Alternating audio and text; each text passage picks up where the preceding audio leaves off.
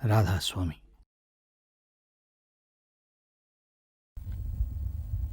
बाणी श्री हजूर स्वामी जी महाराज।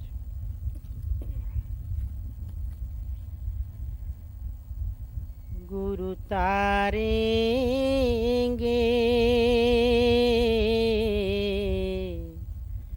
हम जानी,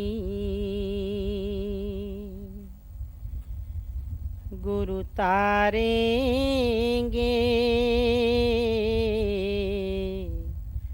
हम जानी।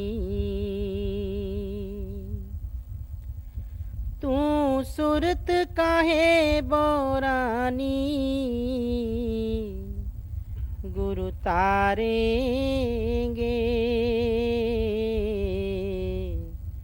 हम जानी। दृढ़ पकड़ो शब्द निशानी, तेरी काल करे नहीं हानि। दृढ़ पकड़ो शब्द निशानी, तेरी काल करे नहीं हानि। गुरु तारेंगे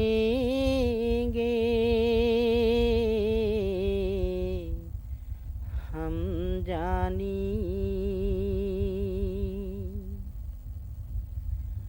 तू हो जा शब्द दीवानी, मत सुनो और की बानी। तू हो जा शब्द दीवानी, मत सुनो और की बानी। गुरु तारेंगे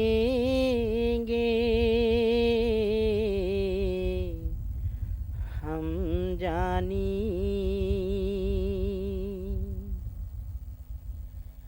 सब छोड़ो भरम कहानी, गुरु का मत लो पहचानी। सब छोड़ो भरम कहानी,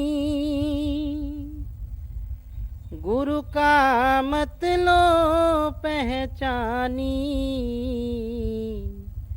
गुरु तारेंगे हम जानी। गुरु तारेंगे हम जानी। चढ़ बैठो अगम ठिकानी, राधा स्वामी कहत बखानी। चढ़ बैठो अगम ठिकानी, राधा स्वामी कहत बखानी। गुरु तारेंगे हम जानी। गुरु तारेंगे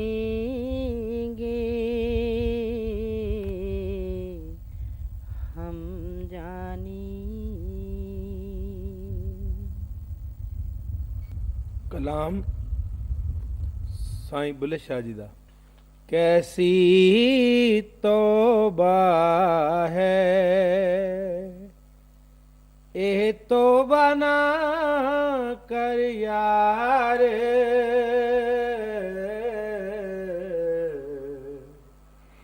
कैसी तौबा है। ये काफ़ी उच्च कोटि के विद्वान और कामिल दरवेश साईं बुल्ले शाह जी के कलाम में से है।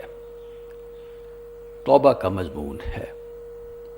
सारे ही संत महात्मा, कामिल दरवेश और गुरु साहबान यही समझाते आए हैं कि उस अल्लाह को जो ऊंचे से ऊंचा है, सुच्चे से सुच्चा है, कुल मालिक है, उसको हृदय में बसाने के लिए सुच होवे ता सच पाइए।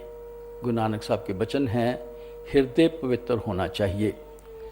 फिर उस मालिक की सच्ची भक्ति, सच्चे शब्द की कमाई, सच्चे नाम की कमाई, कलाम इलाही बांगे आसमानी को सुनना या इसमें आज़म का अभ्यास करना, इसके लिए भी, ये सच्ची भक्ति के लिए भी मन निर्मल होना चाहिए। गुरु अमरदास जी आगाह करते हैं, मन मैले भगत न होवई नाम न पाया जाए। किस चीज़ों की ये मैले हैं? ये मन के विकारों के अधीन किए गए पाप कर्मों की मैले हैं। इंसान जब भी कोई पाप कर्म करता है, तौबा तौबा कर देता है।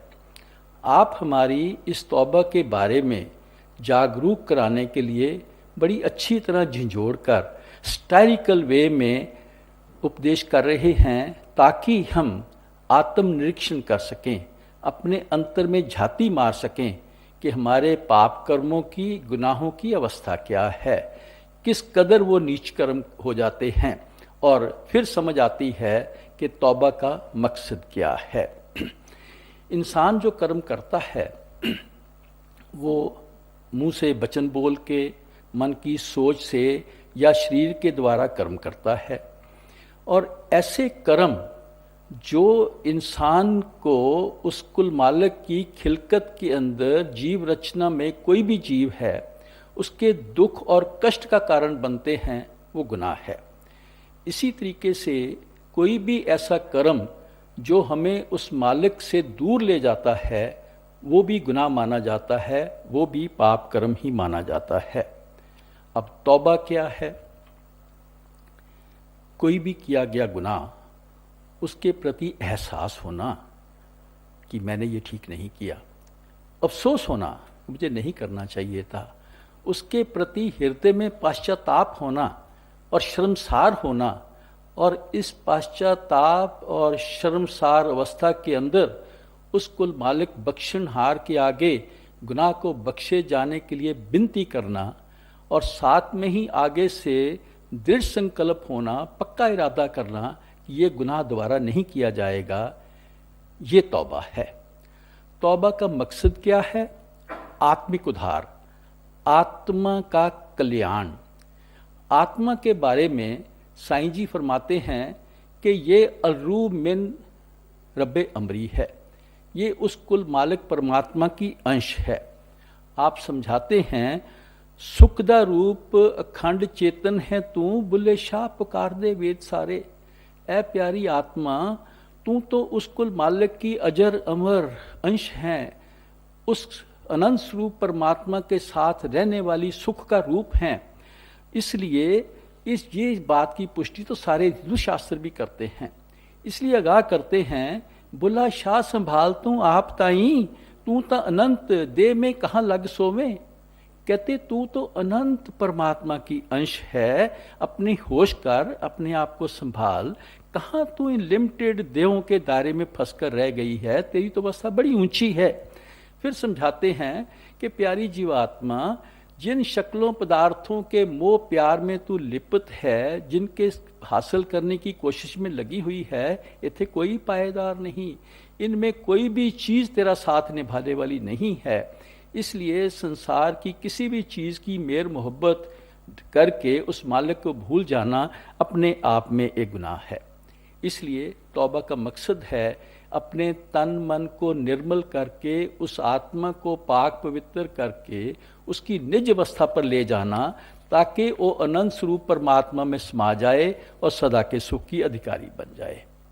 हम विचार करें, इंसान मुंह से तो कह देता है वो कुल मालिक परमात्मा सर्वव्यापक है, जरे जरे में है, वो सर्वशक्तिमान है, अल्लाहु अकबर है, सबसे ऊंचा है, सुच्चा है, वो सबका परवरदिगार है, सबका निगाहबान है, उस हमारी रग रग की पहचान रखता है, उसका जो इंसाफ है वो भी अटल है।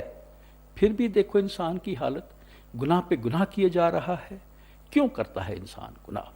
सबसे पहले तो इंसान के अंदर ये एक झूठा विश्वास है कि संसार की शक्लें पदार्थें जो हैं वो सच्ची हैं, सदैवी हैं। इनसे पैदा होने वाले मान, महत्व, भोगों के सुख भी सच्चे सदैवी हैं। इसलिए इनको प्राप्त करने की हवस बसी हुई है। इस हवस के अंदर इंसान अपने जिंदगी के सब असूल कुर्बान कर देता है और क्या क्या पाप कर्म नहीं करता जाता। फिर दूसरा, उस कुल मालिक ने इंसान को कुछ करने की समर्था बख्शी है और साथ में एक विवेक भी बख्शा है ताकि सोच समझ कर कदम उठाए, क्योंकि इस नगरी का सिद्धांत क्या है, जैसी करनी वैसी भरनी पिरम नगर वर्तारा है। साईं बुल्ले शाह जी के ही वचन हैं। यहाँ पर जो करेंगे उसका भाग बोलना ही पड़ता है। पर इंसान इतना मोह में गुलतान हो जाता है, ना तो उसकी मालिक की जो होंद है, उसका अस्तित्व है, उसमें विश्वास रहता है, ना ही अपने किए गए कर्मों के हशर का एहसास होता है। हम सोच लेते हैं ए जग मिठा अगला किन डिठा, जो करना है ऐश कर लो, कौन देखने वाला है। इसलिए इंसान गुनाहों का पुतला बन के रह जाता है। ये गुनाह करके एक तरफ इंसान अपने अहम को, अपनी हौमे को तो शायद खुश कर लेता है, पर साथ में इसको एहसास नहीं रहता कि ये जो गुनाह कर लिए हैं इनका हशर कहाँ लेके जाएगा। इसलिए सच्ची तौबा तो क्या करनी है, उस मालिक का डर अदब ही इसमें नहीं है। तौबा करता भी है तो झूठी करके बैठ जाते हैं। इसलिए समझाते हैं कि भाई अटल सच्चाई तो ये है कि वो खुदा जानी जान है, वो सब कुछ जानता है। वो सारे ही हमारे कर्मों की, गुनाहों की अगर सजा देनी शुरू कर दे तो पांचवी पातशाही फरमाते हैं, लेखे कते न छुटिए खिन खिन पुल्लन हार। वो लेखा करना शुरू कर दे तो हम छूट नहीं सकते। हमारे तो हर पल हर घड़ी हमसे गुनाह होते हैं, पर फिर भी अगर हम बहुत ही घटिया किस्म के गुनहगार हैं, वो कुल मालिक परमात्मा भी बहुत उच्च कोटि का बख्शनहार है। कितना गुरु अर्जन देव जी फरमाते हैं, असंख्य खते खिन बख्शनहारा, नानक साहब सदा दयारा। उस कुल मालिक परमात्मा जो दयाल पुरुष है, उसका ये बख्शनहार होने का जो गुण है, यही तौबा के कॉन्सेप्ट का आधार है। इस्लाम में तो यहाँ तक विश्वास किया जाता है कि जो मन है, शैतान है, ये सारी जिंदगी इंसान को अपने खेल खिलाता है। उसका प्रण है कि मौत तक इंसान को खेल खिलाता रहेगा। पर वो मालिक भी इतना बख्शनहार है कि वो आखिरी श्वास तक भी कोई सच्ची तौबा कर ले तो भी वो बख्शने के लिए तैयार है।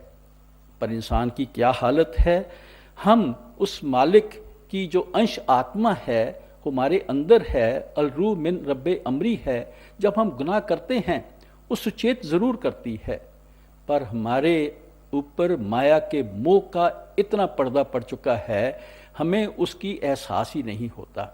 ना तो किसी गुनाह का एहसास होता है, ना उसका अफसोस होता है, ना उसके लिए शर्मसार होते हैं, ना उसके लिए दो हाथ जुड़ते हैं उसकी बख्शिश के लिए। अगर कभी विनती करते भी हैं, तौबा करते भी हैं, तो ऊपर ऊपर से कर देते हैं, झूठी करते हैं, जो प्रण करते हैं उस पर भी टिकते नहीं हैं। इसलिए आप फरमा रहे हैं, कैसी तौबा है ऐ इंसान, ये तौबा किस तरीके की तौबा कर रहा है। एक और पहलू से विचार करें, वो कुल मालिक परमात्मा जिसका विशाल हासिल करके आत्मा ने सदा का सुख का प्राप्त करनी है, माया के मोह में गुलतान होकर उसकी किसी को याद ही तक नहीं है। हम इतने गुनाहों में लिप्त हो गए हैं, उस मालिक के मिलाप के लिए जो सदोगुण धारण करके मालिक की सच्ची भक्ति में लगना चाहिए था, उसका तो किसी ख्याल तक ही नहीं है। तो क्या सोच लेते हैं कि या मुंह से तौबा तौबा करते जाएंगे तो बख्शे जाएंगे। तो आप फरमा रहे हैं, भाई कैसी तौबा है, ये तौबा ना कर यार ऐ मेरे मित्र प्यारे। ऐसी ऊपर ऊपर की तौबा ने तेरे किसी काम नहीं आना। ना तेरा जीवन बदलना है, ना तेरा किरदार बदलना है, ना तेरा चरित्र बदलना है। ऐसी तौबा के बारे में और आगे खोल के भी समझा रहे हैं। मुँह तौबा दिलो ना करदा,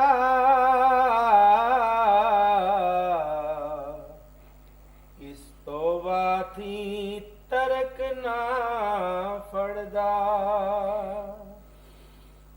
किस गफलत ने पायो करदा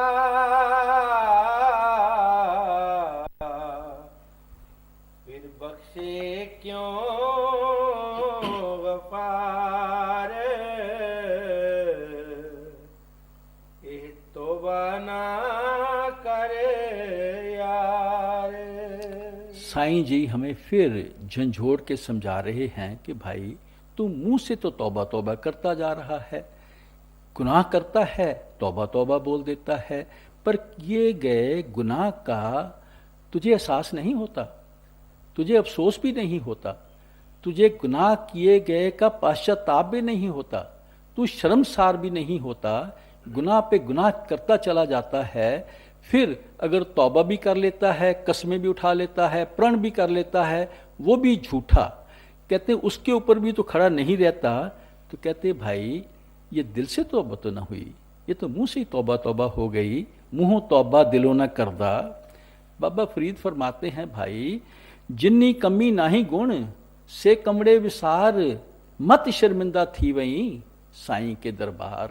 कहते भाई जो तू कर्म करता है अगर उन कर्मों से तेरे अंदर वो गुण नहीं उभरते जो उस कुल मालिक परमात्मा को पसंद हैं तो काम छोड़ देने चाहिए, नहीं तो तेरे को उसके दरबार में शर्मिंदगी उठानी पड़ेगी। मालिक को कौन से गुण पसंद हैं? हर के गुण हर पावदे। मालिक को वही गुण पसंद हैं जो उसे प्यारे लगते हैं। वो क्या है? प्रेम है, दया है, क्षमा है, सब्र संतोष है, मीठा बोल है, अपने आप का जो संयम है, शीलवंत होने का गुण है, सहनशीलता का गुण है, ये गुण उसको पसंद है। कहते हैं भाई ये तू मुंह से तौबा तौबा किए जा रहा है, पर तौबा जो तेरे को तर्क सिखाती है, जीवन जीने का जो मार्गदर्शन करती है, उस पे तू चलने की कोशिश ही नहीं करता। जो तौबा है ये तो तेरे को गुनाहों से मुक्त होकर उत्तम आचरण धारण करके, उच्च कोटि के परमार्थ के गुण धारण करके, उस मालिक दुनिया का मोह त्याग के मालिक के साथ मेर मोहब्बत करके उसके मिलाप की तरफ कदम उठाने के लिए प्रेरित करती है। कहते हैं ये तो तू करता नहीं, इस तौबा थी तर्क न फड़ता। तो कहते हैं भाई किस गफलत ने पायो पड़ता। कहते कौन सी नासमझी, कौन सी गफलत, कौन सी झूठा विश्वास, झूठी तसल्ली ने तेरे विवेक को ढक लिया है, जिसके कारण तू उस कुल मालिक परमात्मा की होंद या अस्तित्व को ही भूल गया है, उसके इंसाफ को ही भूल गया है। तुझे उस परमात्मा के प्रति न प्यार है न डर अदब है, तू भूल ही गया है। कहते अगर तू एक बार भी जो तौबा तेरे को तर्क सिखाती है, रास्ता दिखाती है, तो उस रास्ते पर चलना शुरू कर दे, तेरे अंदर मालिक का प्रेम जागृत हो जाएगा, तेरे अंदर मालिक का डर अदब पैदा होना शुरू हो जाएगा, तू उसके शरणागत हो जाएगा। फिर छोटे मोटे गुनाह के लिए भी कान को हाथ लगाकर तू सच्ची तौबा करेगा। तेरे मुंह से यही आवाज निकलेगी, असी खत्ते बहुत कमाऊं दे अंत ना पारावार, हर कृपा करके बख्श ले हो हम पापी वड गुनहगार। गुरु अमरदास जी के वचन हैं। इस तरीके से जो सच्ची सुच्ची तौबा की जाती है वो हमारी शरीयत का आधार बनती है, तरीकत का आधार बनती है। आगे खोल के विचार करेंगे। साथ में ही ऐसी सच्ची सुच्ची तौबा हमारे हृदय रूपी बर्तन को साफ करती है उस कुल मालिक को बिठाने के लिए। ऐसी सच्ची सुच्ची तौबा ही उस मालिक की दया, मेहर और रहमत का आधार बनती है। और कहते हैं ऐसी सच्ची तौबा से ही हमारे अंदर परमार्थी गुण उभरते हैं। आप समझा रहे हैं कि प्यारे इंसान, तू इस गफलत के दायरे से ऊपर उठ, ये गफलत के पर्दे को हटा, अपने विवेक को जागृत कर। जो तेरे को रास्ता तौबा दिखाती है उस रास्ते के अंदर जीवन ढालने की कोशिश कर, गुनाहों का त्याग कर। जो गुनाह हो गए हैं उनके लिए मालिक की बख्शिश मांग, तौबा कर। क्राइस्ट का भी उपदेश है, repent, kingdom of God is eight hand. तुम अपने किए गए गुनाहों का पश्चाताप करो, तौबा करो, परमात्मा कहीं दूर नहीं है। बुल्ले शाह जी के वचन हैं, बुल्ला शाह सा तो वख नहीं, बिन शाह दे दूजा कख नहीं, पर वेखण वाली अख नहीं। वेखण वाली आंख जो के ऊपर तो गफलत का पर्दा पड़ा हुआ है, माया के मोह का पर्दा पड़ा हुआ है, इसलिए जो जान दुख पे सहंदी है, इसलिए हम यहाँ पे दुख सहन कर रहे हैं। आपके समझाने का भाव है कि भाई तेरी अवस्था क्या है, तू विचार तो कर। मुंह से तू तौबा तौबा किए जा रहा है, इस तौबा का तेरे ऊपर असर कोई नहीं पड़ता, तू ना गुनाहों को छोड़ता है, तौबा को जीवन जीने का जो रास्ता दिखाती है उस रास्ते पर चलता नहीं है, गफलत की नींद में सोया हुआ माया के मोह में पड़कर उस मालिक को ही भूल चुका है, उसके इंसाफ का तेरे को डर नहीं है, मुंह से तौबा तौबा किए जा रहा है, इस तौबा से तो तेरे को कोई फर्क नहीं पड़ जाना, इसलिए ये तौबा ना कर यार, इस तौबा का कोई लाभ नहीं है। सामे दे के ले सवाए,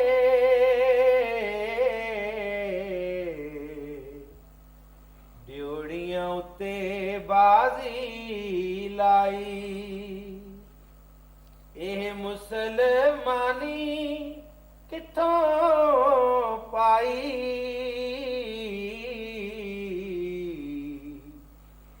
ਜਿਸ ਦਾ ਇਹ ਕਰਦਾਰ, ਇਹ ਤੋਬਾ ਨਾ ਕਰ यार। आप पीछे समझा के आए हैं कि सच्ची तौबा का मकसद है कि इंसान इंसानियत के गुण धारण करे, अपने अंदर परमार्थी गुण धारण करे, नेक पाक जिंदगी जीवे, उच्च कोटि का रहन सहन बनाए। पर आप हमारी अवस्था देखकर फरमाते हैं कि भाई तेरी हालत क्या है, सावें दे के लें सवाए। कहते अगर आप किसी को मदद करने के लिए 100 रुपया देता है तो तेरा यही अंदर में मंशा रहती है कि 125 वसूल कर लिया जाए। ख़ास तौर पे इस्लाम के अंदर किसी गरीब की मदद करके, मजबूर की मदद करके, उससे उस मदद के रुपए पैसे की मदद के एवज में ब्याज लेना गुनाह माना गया है। आप कहते हैं ब्याज को तो छोड़, तू तो उसकी मजबूरी को भूल गया, तेरे अंदर कोई दया भाव नहीं रहा, तेरे अंदर कोई इंसानियत भी नहीं रही, तू तो कोशिश करता है कि 125 वसूल किया जाए। किसी तरीके से तू अपना ही लोभ लालच में पढ़कर अपना ही लाभ सोचता है। कहते तब भी इतने में भी तेरे को सब्र संतोष नहीं आता, ड्योड़ियां उठते बाजी लाई, फिर भी कोशिश करता है कोई ऐसी स्कीम बना लूं कि 100-125 क्या, इससे 150 ही वसूल कर लूं।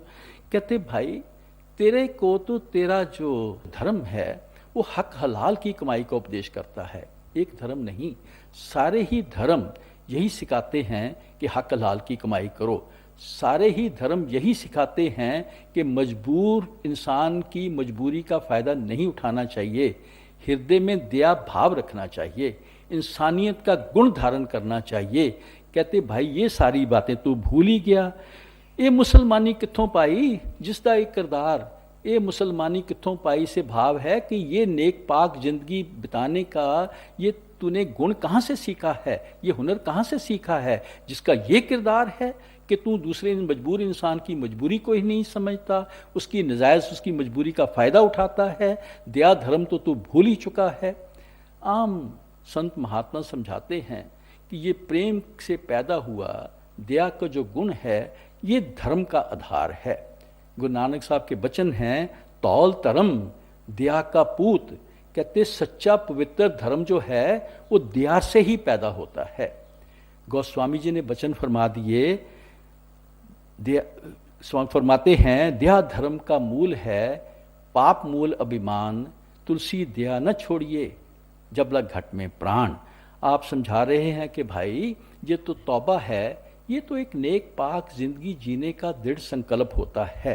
अपने अंदर दया भाव धार के, निम्रता धार के अच्छा जीवन जीने का एक प्रण लिया जाता है। इसके अंदर दूसरों का दुख दर्द समझते हुए अपने अंदर निम्रता धार के मालिक के साथ प्रेम पैदा करने का गुण पैदा करके किया जाता है ताकि हम उसकी बख्शिश के अधिकारी बन सकें। इस तरीके से जो क्रूर अवस्था में मन को लाकर दूसरों की नजायज़, दूसरों की मजबूरी का फ़ायदा उठाना और मुंह से तौबा तौबा करते जाना, ये तो परमात्मा की दया का दरवाज़ा खड़काना नहीं हो सकता। इसलिए ए तौबा ना कर यार। जिथे न जाना ਉਥੇ ਜਾਵੇਂ ਹੱਕ ਬੇਗਾਨਾ ਮੁਕਰ ਖਾਵੇਂ ਕੂੜ ਕਿਤਾਬਾਂ ਸਿਰ ਤੇ ਚਾਵੇਂ ਇਹ ਤੇਰਾ ਇਤਬਾਰ ਇਹ ਤੋਬਾ ਨਾ ਕਰ यार। अब इंसान की गिरती हुई नैतिकता का, गिरते हुए मॉरल वैल्यूज का, गिरते हुए आचरण की तरफ आप इशारा करते हुए फरमा रहे हैं कि भाई जिथे न जाना उथे जावें, जिन जगहों पे जाना तेरे को वर्जित है, तू अपने विषय विकारों के अधीन, मन की कमजोरियों के अधीन होकर उन्हीं जगह पे चक्कर लगाता है, उन्हीं जगह में बार बार जाता है।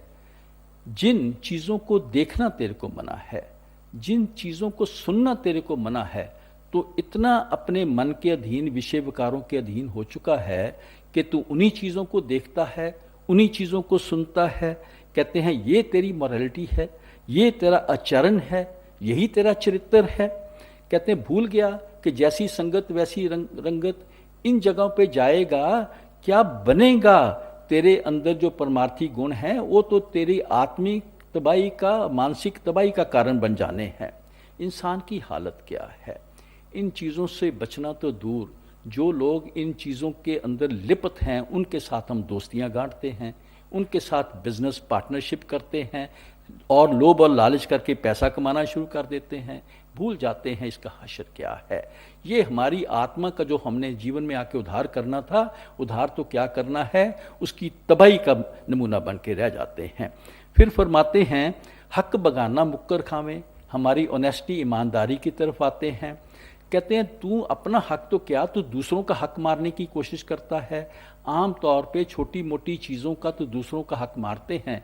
3 तरीके के मोटे मोटे हक हैं जो बहुत उच्च कोटि का गुनाह माना गया है। ज़र, जोरू और ज़मीन, किसी की धन दौलत को छीन लेना, हक मार लेना, किसी की जोरों, किसी की धर्म पत्नी के साथ नाजायज़ संबंध बना की कोशिश करना, या किसी का जो ज़मीन है, जायदाद है, उससे उसको वंचित कर देना। कहते हैं इसके अलावा तेरा क्या किरदार है? अगर तूने किसी को 4 पैसे देने हैं, उसका हक है तेरे से पैसे लेने का, उसके लिए तू मुकर जाता है। तूने अगर किसी से 4 पैसे लेने हैं, तेरे अंदर दया भाव नहीं है, उसके गले में अंगूठ देख के पैसे वसूल करने की कोशिश करता है। हक बगाना मुकर खावें। कहते फिर इसके ऊपर ते क्या है तेरी हालत? कूड़ किताबां सिर ते चावें, तेरी धर्म पुस्तकें हैं, मुँह से कहने को तू कह देता है मेरे अंदर इनका बड़ा मान सत्कार है, तू इनकी बड़ी इज्जत करते हैं, माथा भी टेकते हैं, नाक भी रगड़ते हैं आगे, पर उनके उपदेश पर चलना तो बड़ी दूर की बात है। इन किताबों को तूने अपने झूठ और फ्रेब का जो तेरा कर्तव्य है उसकी ढाल बना के जीता है। झूठे वायदे करने, किताब के ऊपर कसम डाल के, धर्म पुस्तकों की कसम उठा के झूठी कस्में खा लेना, झूठे वायदे कर लेना। कहते हैं ये तेरा इतबार, यही है तेरा धर्म पुस्तकों के ऊपर विश्वास, यही है तेरे दिल के अंदर रिस्पेक्ट इन चीज़ों की। तू भूल गया कि तौबा तू झूठी कर रहा है। झूठी तौबा करके तू सारी दुनिया को धोखा दे सकता है, तू अपने आप को धो सकता है।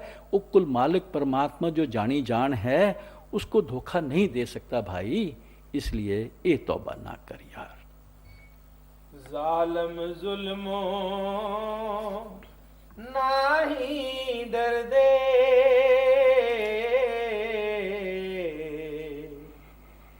आपने किए ते आपे मरदे,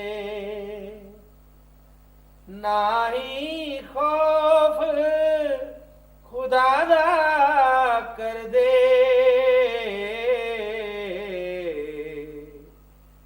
इथे उथे रहन खवार, एह तौबा ना कर यार। ये मन रूपी शैतान जब अपने खेल खिलाने शुरू करता है ना, तो इसके सारे ही विकार कार्यशील हो जाते हैं। काम, क्रोध, लोभ, मोह, अहंकार, ईर्ष्या, नफरत, ये सारे अवगुण जो हैं बड़ी घटिया किस्म के रूप धारण करते हैं। उस अवस्था के अंदर इंसान का ईमान और धर्म तो सब कुर्बान हो जाता है। इंसान क्या क्या जुल्म नहीं करता। इंसान की अवस्था ऐसी हो जाती है एक खूंखार जानवर से भी खराब। इस अवस्था में आकर इंसान उस मालिक की खिलकत के ऊपर क्या क्या जुल्म करता है, विचार करके रूह कांपती है। काम वासना के अधीन होके क्या क्या करते हैं, अश्लीलता के गुण हैं, दुराचार करते हैं, अपहरण के गुण करते हैं, प्यारी बच्चियों की, बहनों की जिंदगी बर्बाद कर देते हैं। उनके साथ जो परिवार जुड़े हुए हैं उनका सारा परिवार ही बिखर कर रह जाता है। कहाँ गई हमारी शरीयत, कहाँ गया हमारा चरित्र, कहाँ गई हमारी मॉरल वैल्यूज़। फिर क्रोध और अहंकार के अंदर आकर इंसान निर्दोष और निहत्थे इंसानों के ऊपर क्या क्या जुल्म नहीं करता। अनेक तरह की ये जो आतंकवाद आदि हैं ये सब क्रोध का और अहंकार का ही तो हिस्सा हैं। और साथ में कौमें मजहबों के मजहब तबाह करके बैठ जाते हैं। कहाँ गया संतोष और सब्र, कहाँ गया मालिक की रज़ा में रहना। और इसके साथ लोभ के अंदर आकर इंसान क्या क्या नहीं करता, लूट मार, चोरी डकैती, दूसरों का हक मारना, धोखा देना, ये सब लोग के अंदर की तो करते हैं। हमारा सब्र संतोष खत्म हो जाता है। मोह के अंदर आकर अपनों को तो प्यार करते हैं, दूसरों से नफरत करेंगे, ईर्ष्या करेंगे। इस नफरत और ईर्ष्या के अंदर क्या क्या गुनाह इंसान नहीं करता। क्या मालिक के नज़दीक जाना है, मालिक का प्यार तो बड़ी दूर की बात रह जाती है। आप फरमा रहे हैं ये जो जालिम इंसान है अपने किए थे आप न डरते। उनको डर ही नहीं है कि जो जुल्म कर रहे हैं, उनको एहसास नहीं है कि उनका जुल्म ही उनकी आत्मिक और शारीरिक और मानसिक तबाही का कारण बन जाता है। क्यों करता है इंसान जुल्म? आप फरमा रहे हैं ना ही खौफ खुदा कर दे। ऐसे इंसानों के अंदर ना तो उस मालिक की मौजूदगी का एहसास है, ना ही उस मालिक का जो अटल इंसाफ है उसका डर है। उनको खुदा का खौफ नहीं है। उनकी हालत ऐसे इंसान की तरह है जिसकी बेड़ी जैसे सागर में हो, हम भावसागर में हैं, वो अपने भावसागर में जीवन रूपी बेड़ी के अंदर खुद ही गुनाहों और पापों के पत्थर डालता जा रहा है। स्वाभाविक है कि डूब जाएगा। कहते हैं नतीजा क्या होता है, इथे उथे रहन ख्वार। यहाँ भी जिंदगी बर्बाद करके चले जाते हैं, मौत के बाद तो अपने गुनाहों का हिसाब दे के दुखी होना ही है। आप जी ने यहाँ पर एक लफ्ज़ जिक्र किया खुदा के खौफ का। परमार्थ के रास्ते पर आत्मा के कल्याण के लिए खुदा का खौफ, जिसे आम हम भाषा में कह देते हैं परमात्मा का भय। एक परमात्मा का भाव होता है, परमात्मा का प्रेम होता है, दूसरा ये भय होता है। ये भय या खौफ किसी सजा का डर नहीं है, ये डर अदब है। इसके अंदर मालिक के प्यार का डर है। ऐसी अवस्था में इस डर अदब के अंदर, खुदा के खौफ के अंदर इंसान कोई ऐसा गुनाह नहीं करता क्योंकि उसे प्रीतम से प्यार है। उसका प्यारा प्रीतम नाराज ना हो जाए, हम गुनाहों से बचे रहते हैं। इस डर अदब के अंदर, खुदा के खौफ के अंदर, ये हमारे अंदर मालिक की रजा और भाने के अंदर रहने की प्रेरणा पैदा करता है। इस डर अदब के अंदर जीवन का जो भी हालात आता है, हम शुक्र करके मालिक की रहमत समझ के स्वीकार करके चलना शुरू कर देते हैं। शुक्र करके जो जिंदगी के अंदर सब्र संतोष, मालिक की रज़ा में रहना हमारे जीवन का आधार बन जाता है। स्वाभाविक तौर पर ही हम अनेक तरह के गुनाहों से बच जाते हैं। पर जिनको खुदा का डर नहीं है उनको आप चेतावनी अगली कड़ी में दे रहे हैं। 100 दिन जीवे एक दिन मरसे,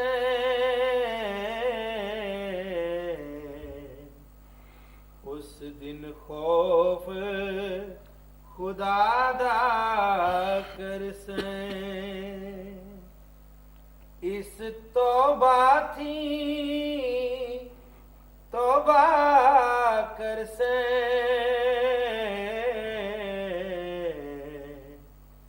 ए तौबा किस दरकार, ए तौबा ना करे यार।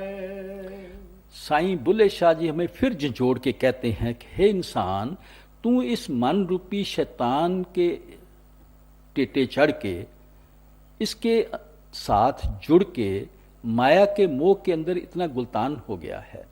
ना तो तुझे उस परमात्मा का डर रहा, ना तुझे उस परमात्मा की एग्जिस्टेंस का विश्वास है। तू सोच के बैठ गया है सारी जिंदगी तूने जीते रहना है। तेरे को तो जीवन की जो अटल सच्चाई है, मौत है, वो भी तू भूल चुका है। भूल चुका है कि तू समझ लेता है कि ये मौत शायद दुनिया के लिए है, मेरे ऊपर नहीं आनी। आप एक और जगह आगाह करते हुए वचन फरमाते हैं, भाई कित्थे है सुल्तान सिकंदर, मौत न छड़े पीर पैगंबर, सब छड़ छड़ गए अडंबर, इत्थे कोई पायेदार नहीं। कहते भाई तू विचार तो कर, बड़े बड़े इतने महाराजा हुए, पीर पैगंबर हुए हैं, मौत का सामना तो सबको ही करना पड़ता है। जीवन की अटल सच्चाई ही मौत है। कहते हैं तू मौत से भी तू डरता नहीं है, भूल गया 100 दिन जीवे 1 दिन मरसे, कभी तो मौत आनी है, उस दिन खौफ खुदा कर से। जब मौत की शैया के ऊपर लेटा होगा, जमजूत सामने आके खड़े हो जाएंगे, तेरे गुनाहों की रील जब तेरे सामने चलनी शुरू होगी, तेरी रूह ने थर थर कांपना शुरू कर देना है। उस वक्त तू खुदा का डर करेगा। कहते हैं उस वक्त भाई तेरे को ये अक्ल आएगी कि ये जो तू झूठी तौबा करता था, ये अपने आप में गुनाह है। तब तू इस तौबा थी तौबा कर से, फिर कान पकड़ेगा, नाक रगड़ेगा, एक बार बख्श दो, आगे से झूठी तौबा नहीं करूंगा। कहते ये तौबा किस दरकार, तब पछताए क्या होता है जब चिड़िया चुग गई खेत। कहते उस वक्त ये तौबा करने का क्या लाभ होना है भाई, इसलिए ये तौबा ना कर यार, सच्ची सुच्ची तौबा कर।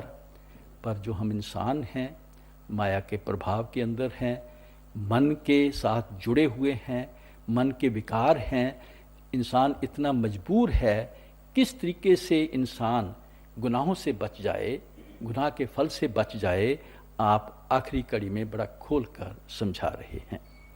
बुल्ला शोदी सुनो हकायत,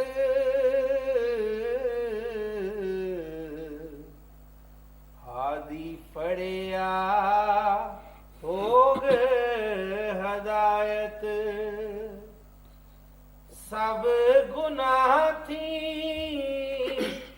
हो गए इनायत,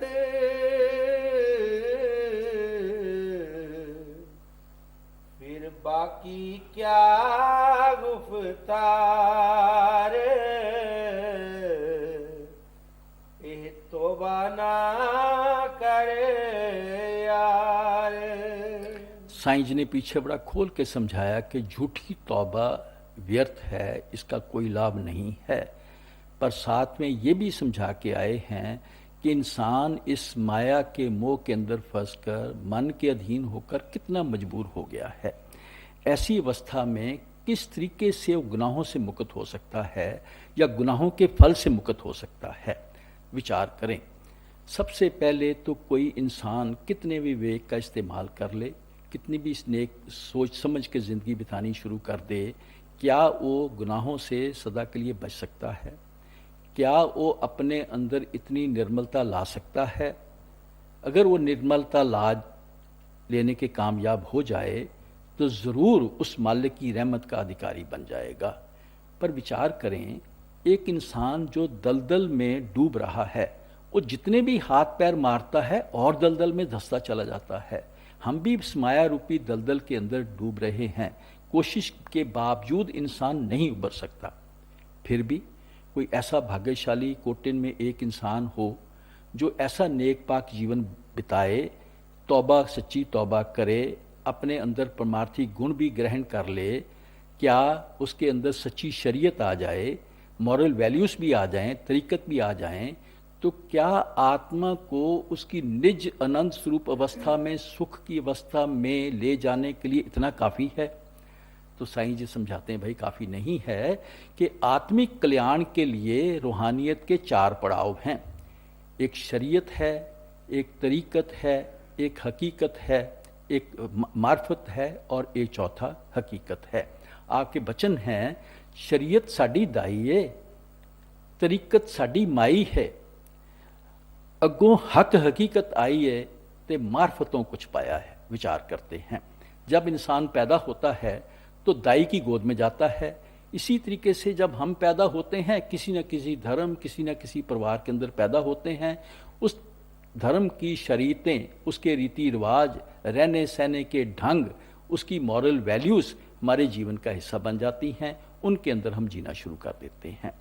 फिर जब बच्चा बड़ा होता है, माँ के हवाले हो जाता है, तब हम भी जब बचपन से ऊपर उठते हैं, हम भी जीवन चलाने के सिद्धांत सीखते हैं, अपने अंदर मॉरल वैल्यूज़ पैदा करते हैं, अच्छा चरित्र बनाते हैं, और साथ साथ में अगर हमारे अंदर मालिक के प्रति प्यार पैदा हो जाए, लगन पैदा हो जाए, तो किसी मुर्शिद के उपदेश पर चलकर कुछ करने की कोशिश करते हैं, ताकि अपने अनुभव के आधार पर उस मालिक के साथ रिश्ता जोड़ सकें। पर ये जो हमारी तौबा का कंसेप्ट था, ये तो इतने में ही पूरा हो गया। कहते पर इतना काफ़ी नहीं है, आगे आती है मार्फत। मार्फत का जो सिलेबस शुरू होता है, वो तरीक़त का जो दूसरा पार्ट है, मुर्शिद के उपदेश पर चलकर खुद करनी करके अनुभव करने का, वहाँ से मार्फत की शुरुआत होती है। और मार्फत का शिखर क्या है? जब अपने मुर्शिद कामिल पूरे संत सतगुरु के उपदेश पर चलकर आत्मा वैद्यत की अवस्था में, पूर्णता की अवस्था में आ जाती है, हकीकत परमात्मा सच के साथ जुड़ने के काबिल बन जाती है, तो ये पूरा सिलेबस जो है ये मार्फत के ज़रिए होता है। इसलिए सारे ही जो रूहानियत का मार्ग है, इसको राह मार्फत कहते हैं, केयर ऑफ संत सतगुरु कहते हैं।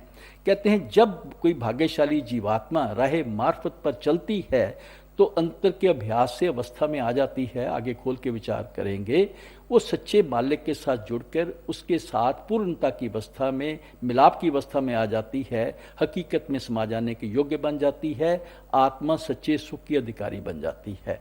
इस सारे ही कॉन्सेप्ट को सामने रखते हुए आप वचन फरमा रहे हैं, बुल्ला शौदी सुनो हकायत। कहते भाई मेरी बात सुनो, मेरे वचन सुनो, मेरा उपदेश सुनो, इसको पल्ले में बांधो। आप अपनी अक्ल, समझ, पुरुषार्थ और हिकमत के जरिए अपने अंदर ना तो पवित्रता ला सकते हो, ना आत्मा मालिक के साथ मिलाप कर सकती है, क्योंकि इसके अंदर जो चीज़ काम करती है वो उस कुल मालिक की रहमत और दया मेहर काम करती है। और जब दया मेहर काम करती है, बकौल बाबा फरीद, कर कृपा प्रभ साध संग मेली, वो मालिक दया करके किसी पूर्ण संत महात्मा, रहबर, मुर्शिदे कामिल, या जिसको हादी कह रहे हैं यहाँ पर, मार्गदर्शक कह रहे हैं, उसकी शरण बख्श देती है, उसका मिलाप बख्श देती है। उससे क्या होता है? हादी फड़ियाँ होग हिदायत। ऐसे मार्गदर्शक का पल्ला पकड़ के उसकी शरण में जाकर हम जब नमन होते हैं, वो दया करके हिदायत करता है, वो परमार्थ का पूरा भेद समझाता है, जीवन को किन सिद्धांतों पे चलाना है ताकि हम गुनाहों से बचे रहें, गुनाह कर्म ना करें, वो सिद्धांत समझाता है। फिर उनके साथ साथ मालिक की सच्ची भक्ति, कलमे की कमाई, इसमें आज़म का अभ्यास, सच्चे शब्द और सच्चे नाम की कमाई कैसे करनी है कि आत्मा का उद्धार हो जाए, ये पूरे का पूरा भेद वो हादी, मार्गदर्शक या पूर्ण संत सतगुरु समझाते हैं। क्योंकि ऐसे मालिक के प्यारे खुद शरीयतों के दायरे से ऊपर उठकर तरीक़त को अपनाते हैं, राह मार्फत पर चलते हैं और हकीकत को पाकर मालिक के साथ अभेद हो चुके होते हैं। इसलिए साईं जी ने फरमा दिया, जे कोई उसनू लखना चाहे, बांझ वसीले लखिया ना जाए। जो कोई मालिक को अनुभव करना चाहता है, वसीला चाहिए। वसीला क्या है? संत सतगुरु हैं। इसलिए आप फरमाते हैं अपने अनुभव के आधार पर, शाह इनायत भेद बताए तक खुले सब इसरार। कहते शाह इनायत उनके गुरु थे। कहते पूरा गुरु जब भेद बता दे तो आत्मा और परमात्मा के बीच में जो बजर कपाट हैं वो खुल जाते हैं, आत्मा परमात्मा को मिलने की काबिल बन जाती है। एक पहलू से देखें, जब किसी हादत से हम हादी से हिदायत लेते हैं, मुर्शिद से उपदेश लेते हैं, उस पर चलते हैं, हमारे जीवन में इनकलाब आ जाता है, हमारा जीवन बदल जाता है। हम उनके उपदेशों पर चलकर कई तरह के पाप कर्मों से बच जाते हैं। उस वक़्त हमारे से कोई छोटी मोटी भूल भी हो जाती है, तब भी हम उसकी गुनाह की माफ़ी मांगते हैं। परमात्मा के प्रति हमारे अंदर प्रेम भाव उभरता है, उसके प्रति डर अदब उभरता है, इसके अंदर हम कोई भी ऐसी करनी नहीं करते, बल्कि हर हालात को मालिक की रहमत समझ के शुक्र शुक्र करके राजी बराबर रजा रहते हैं। अब आके जो तौबा है और भी सूक्ष्म रूप धारण करती है। अपने तरफ देखें, तब हम जब सिमरन भजन में भी लगते हैं, उसमें कोई अनगहली हो जाए, भूल चूक हो जाए, तब भी हमें लगता है ये गुनाह हो गया, फिर सच्ची तौबा करते हैं। साथ में ही जब सिमरन भजन में लगे हुए हैं, उस वक़्त दुनिया की याद, दुनिया के ख्याल हमें तंग करते हैं, तब हमें शर्मसार होना पड़ता है कि भाई मालिक की हाजिरी में बैठे हुए हैं, याद दुनिया को कर रहे हैं, तब सच्ची तौबा हृदय से उठती है।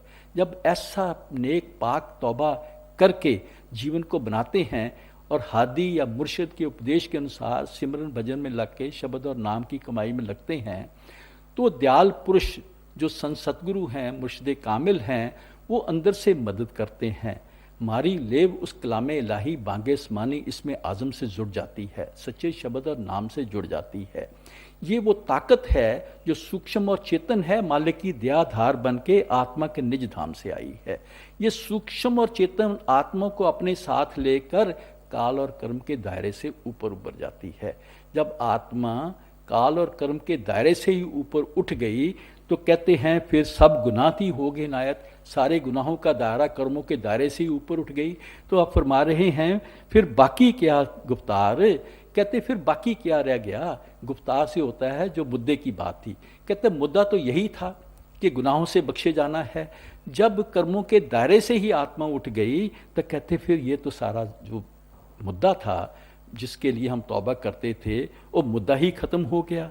अब जो तौबा करने का मकसद ही नहीं रह गया। मकसद क्या रह गया? हादी के उपदेश के अंदर जीवन ढालना, उसके उपदेश के अनुसार करनी करना, उसके उपदेश के ऊपर विश्वास रखना, उसके समर्थता के ऊपर विश्वास रखना, उसकी दया मेहर के ऊपर विश्वास रखना, और हम कह सकते हैं सिमरन भजन में लगना या मालिक की सच्ची भक्ति में लगना।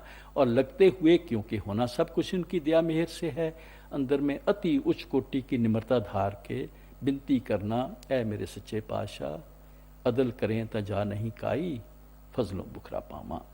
तू मेरी करनी देखेगा तो मेरा कोई ठिकाना नहीं है, तेरी रहमत दया मेहर फजल हो जाए तो मेरे को परमारथ में कुछ आधार मिल सकता है। फिर मेरे सच्चे पातशाह तुझ बाजो मेरा होर न कोई, मैं कितवल करूं पुकारो। ये दीन दयाल बख्शनहार सच्चे सतगुरु जियो, तेरे बगैर मेरा कौन है, किसके आगे जाके मैं विनती करूंगा। शाह इनायत बुल्ला शाह इनायत कर दे, बुखरा मिले दीदारों। कहते तू ऐसा दीदार, ऐसी दया दृष्टि डाल दे कि मेरे को तेरी रहमत का टुकड़ा मिल जाए और यही इनायत कर दे, मेरा जीवन सफल हो जाएगा। इस तरीके से जीवन ढाल के हम तौबा के दायरे से ऊपर उठ सकते हैं, जीवन को सफल बना सकते हैं। बुल्ला शोदी सुनो हकायत, हादी फड़िया हो गए हिदायत। सब गुनाह थी हो गए इनायत,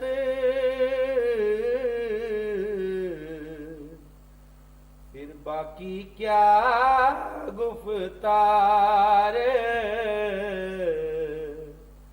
ए तौबा ना करे